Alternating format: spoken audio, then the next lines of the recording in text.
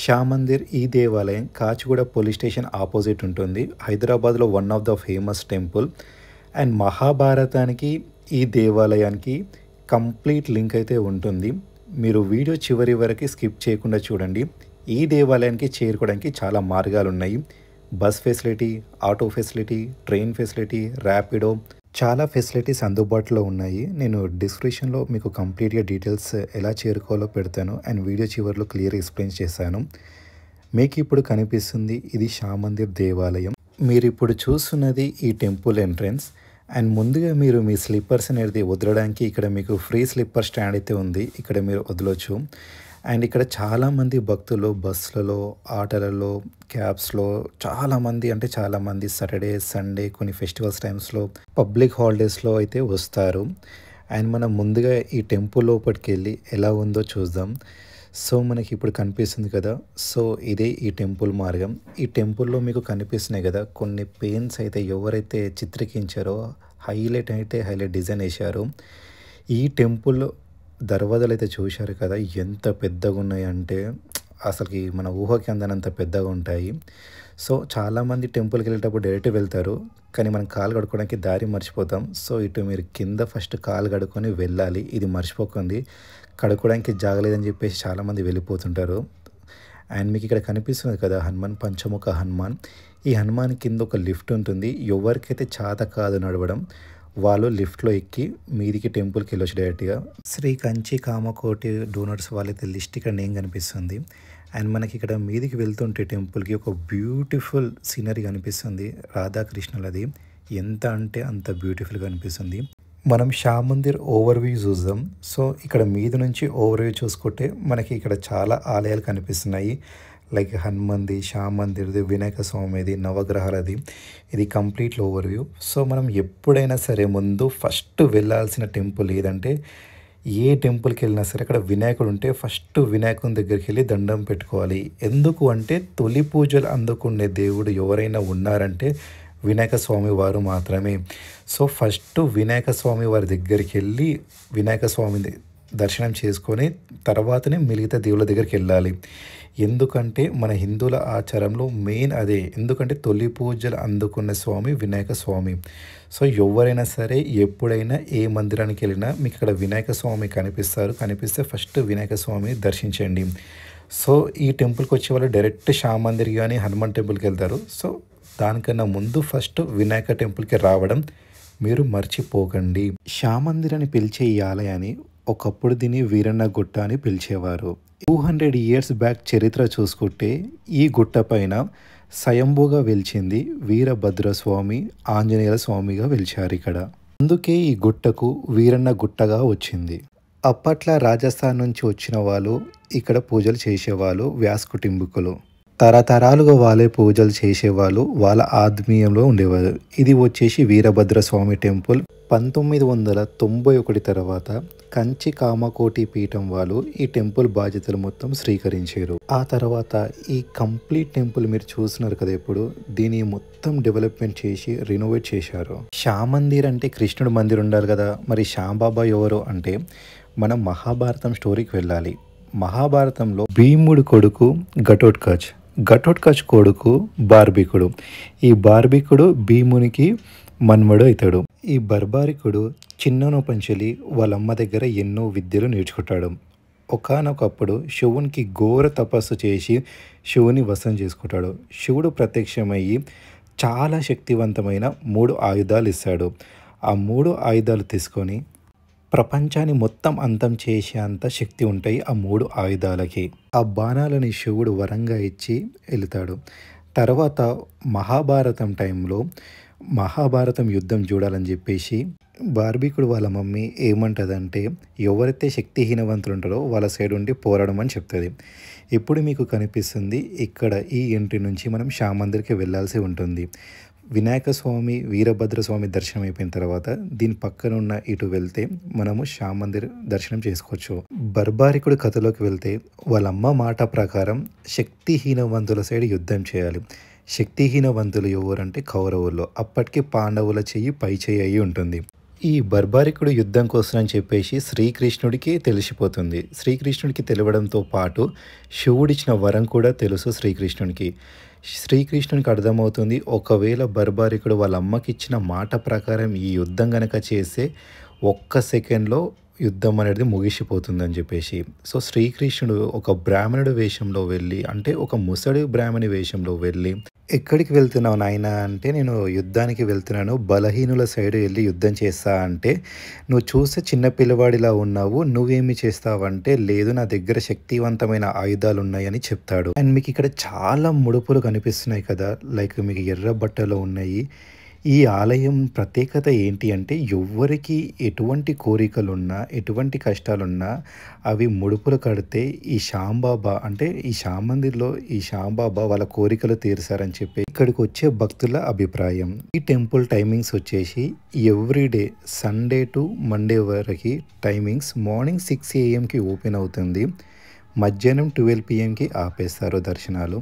And evening 5 PMకి దర్శనాలు start అవుతాయి. మళ్ళీ 8 PMకి ఆపేస్తారు ఈ దేవాలయం టైమింగ్స్. నేను మీకు ఈ టైమింగ్స్ ఎందుకు చెప్తున్నానంటే చాలామంది 10 o'clock 11 o'clock రావడం వల్ల ఎక్కువ భజనలు అనేది జరుగుతాయి ఇక్కడ. ఒక్కొక్కసారి లైన్‌లో ఆపేస్తారు. సో, మీకు దర్శించుకోవడం కష్టం అవుతుంది. సో, ఈ టెంపుల్‌కి వెళ్ళాలనుకుంటే ఎర్లీగా రండి. సాటర్డే కావడంతో అధిక సంఖ్యలో భక్తులు విచ్చేశారు ఇక్కడ. సో, 12:30కి అయితే డోర్ క్లోజెస్ చేశారు. లోపలికి ఎవరిని రానివ్వలేరు.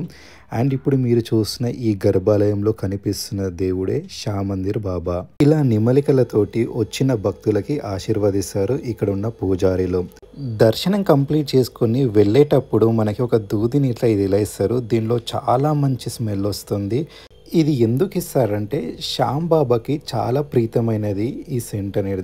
గర్భగుడి నుంచి దర్శనం చేసుకొని బయటికి వచ్చిన తర్వాత మనకి పక్కనే ఒక పెద్ద హాల్ లెక్క ఉంటుంది. ఇది భజన స్థలం కూడా అంటారు.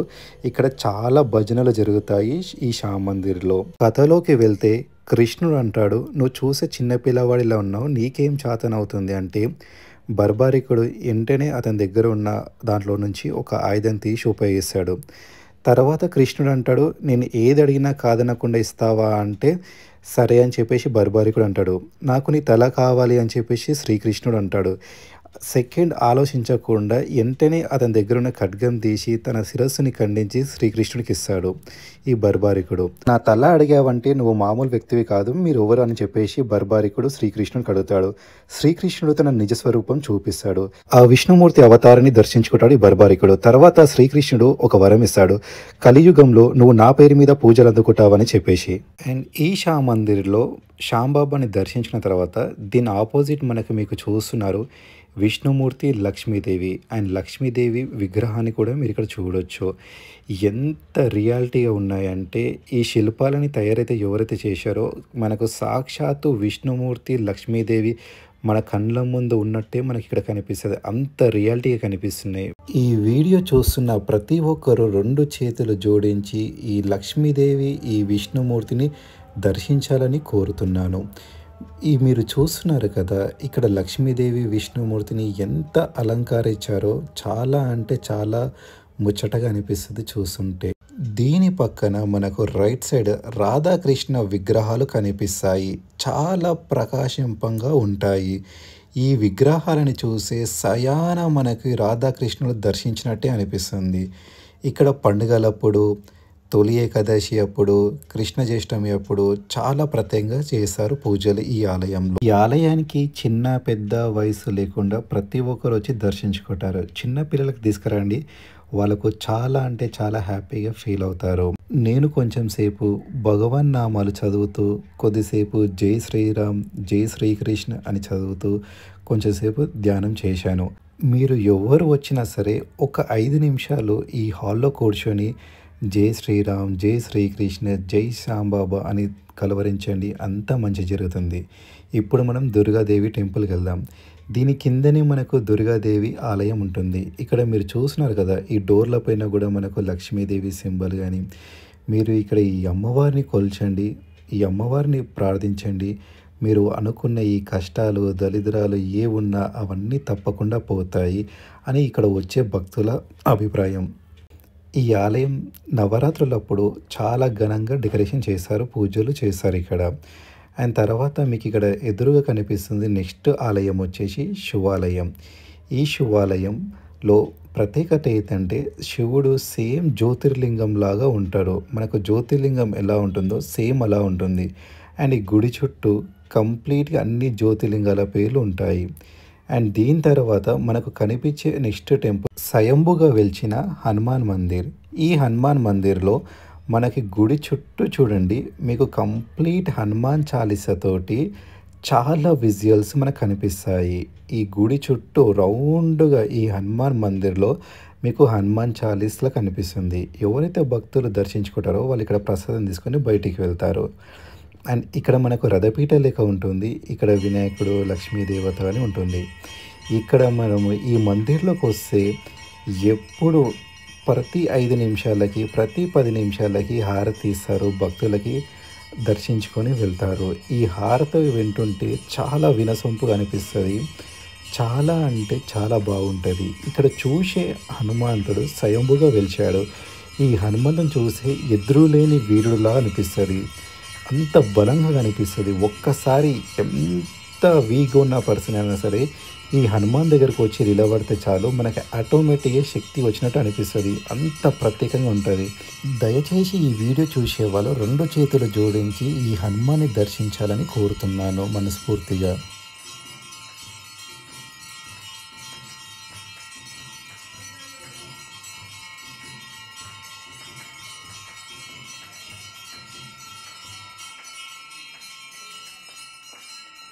హనుమాన్ ఉన్న ఆలయం గోడల వెనుకల హనుమాన్ చాలీసా కానీ, హనుమంతుని శ్లోకాలు కానీ, తర్వాత హనుమాన్ ఫొటోస్ కానీ చాలా అంటే చాలా బాగుంటాయి. మీకు కావాలంటే ఒక్కసారి వీడియో ఆపి చూడండి. మీకు చాలా బాగా కనిపిస్తది. మీకు చదవాలనిపిస్తే చదవండి. అండ్ ఈ ఆలయానికి చాలా ప్రత్యేకంగా పూజలు చేశారు. రామనవమి అప్పుడైతే ఎంతో ఘనంగా చేశారు. అండ్ మన ఉగాది అప్పుడు చెప్పలేని అంత ఘనవైభవంగా చేశారు. అండ్ తర్వాత ఇక్కడ మనము ప్రసాదం అయితే తీసుకోవాల్సి ఉంటుంది. అంటే ప్రసాదం అనేది ఇక్కడ అందజేశారు మనకి. అండ్ మనకి ఆలయంలో గోశాల కూడా ఉంది. కానీ ఈ గోశాలలో మనము ఆవులకి ఏమైనా ఫీడ్ చేయాలన్నా లైక్ రూ. 50, రూ. 100 తీసుకొని చేశారు. నేను ఈ వీడియో చూస్తుంటే ఈ ఆంటీ అయితే భలే నవ్వుతుంది. అండ్ తర్వాత నాకు ఇక్కడ వీడియో రికార్డ్ చేయొద్దు, లేదంటే వీడియో డిలీట్ చేయి, లేదా రూ. 100 ఇవ్వని చెప్పేసి అడిగారు. అండ్ తర్వాత బయటికి వచ్చిన తర్వాత మనకి ఇక్కడ నాగదేవత ఆలయం కనిపిస్తుంది.